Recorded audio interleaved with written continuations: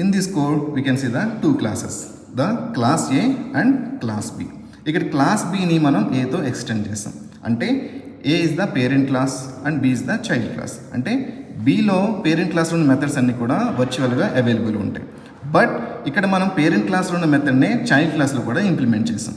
So ఇలా implement చేసినప్పుడు మనం పేరెంట్ క్లాస్లో ఉన్న మెథడ్ని చైల్డ్ క్లాస్లో ఇంప్లిమెంట్ చేసి ఇక్కడ మనం పేరెంట్ క్లాస్ యొక్క రిఫరెన్స్ ఏదైతే ఆబ్జెక్ట్ ఉందో పేరెంట్ క్లాస్కి రిఫరెన్స్ క్రియేట్ చేస్తాం.